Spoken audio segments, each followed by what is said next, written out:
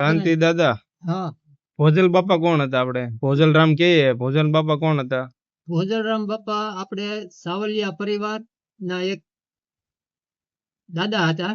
પેલા તો દેવકી ગાલોલ એનો જન્મ થયો. દેવકી ગાલોલ હા ત્યાં એનો જન્મ થયો. એના મામા શકરગઢ ધામી. હા આપણે અમરેલી થી 6-7 કિલોમીટર થાય શકરગઢ. ત્યાં એના મામા ધામી કુટુંબમાં એના મામા.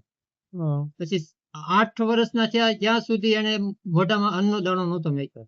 ખાલી હા દૂધ ભર રહેતા. હા પછી દેવકી ગાલોલ થી એના મામાને ઘેરે આવ્યા એ. પછી ઈ કે એના મામાને કીધું કે મામા હું ગાઉં ભેહું સારવા જાઉં.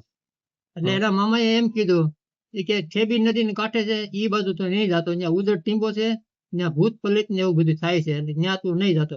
હા તે ભોજા બાપા એના મામાનું કહ્યું ન કર્યું અને ભોજા બાપા ઈ ઠેબીને કાંઠે ગાઉં ભેહું સારવા આવ્યા. સારવા આવ્યા ને પછી ભોજા બાપાને એમ થયું કે હું આ ભૂત પલિત ને બધું થાય છે એને ફતેહ કરું અને મોક્ષ આપું. એટલે એને ત્યાં ઉદર ટીંબા ઉપર એક ઝૂંપડી બનાવી અને ભૂત પલિત ને ફતેહ કર્યા અને મોક્ષ આપ્યો. એને ઉપરથી ફતેહપુર નામ પાડ્યું. પછી ભોજા બાપા ત્યાં ભેહું ને એવું સારતા ત્યાં એક સંઘ નીકળ્યો. સાધુ સંતો બધા દ્વારકા જતા હતા. હા સાધુ સંતોની દ્વારકા દ્વારકા. જતા હતા. હા તે ભોજા બાપા ત્યાં ગાવું ને એવું ભેહું સારતા હતા. તે સંતોએ કીધું કે ભગત હાલો દ્વારકા. એટલે કે ભોજા બાપા એમ જવાબ આપ્યો એને ઈ કે ભોજાને અહીંયા દ્વારકા આવવાનો સમય નથી.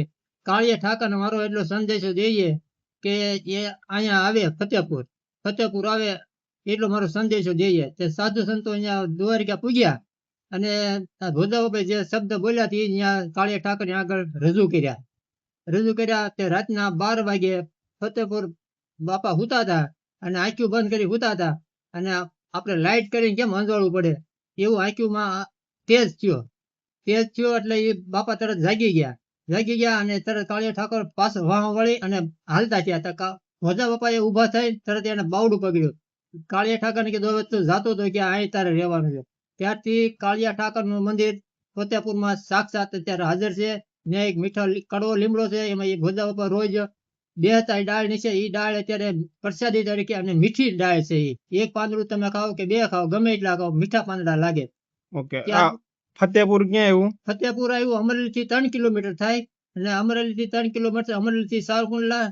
અમરેલી થી બહાર નીકળો ને એટલે ડાબી બાજુ જમણા હાથમાં તે રસ્તો ફાટે ફતેહપુર ધામ લખેલું છે, ભોજલ ધામ લખેલું છે. ઓકે ત્યાંથી ફતેહપુર થઈ અને વિઠ્ઠલપુર ખંભાળિયા જવાય.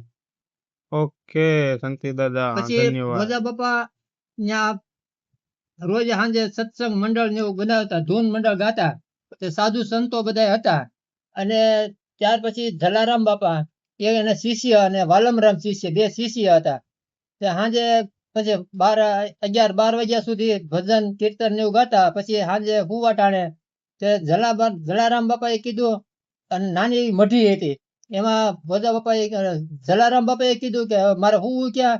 તે ભોજા બાપાએ એમ કીધું પડ ઓલી પાઇટમાં. ભોજા બાપાએ આંગળી સીધી પાઇટ એટલે હકીકતમાં પાઇટ એને કીધી હતી આપણે પેલા ખાટ આવતી ને હિસકવાની ખાટ એ પાઇટ કીધી હતી. જલારામ બાપા સમજ્યા પાણીની પાઇટ. રોજ સવારે ભોજા બાપા સ્નાન કરવા જતા નદીમાં. એ નદીમાં અત્યારે ગમે એવું મોડું વર હોય તો એ વીવડા ગાળે અને ટીપણું તળિયું કાઢીને બિહારી દે.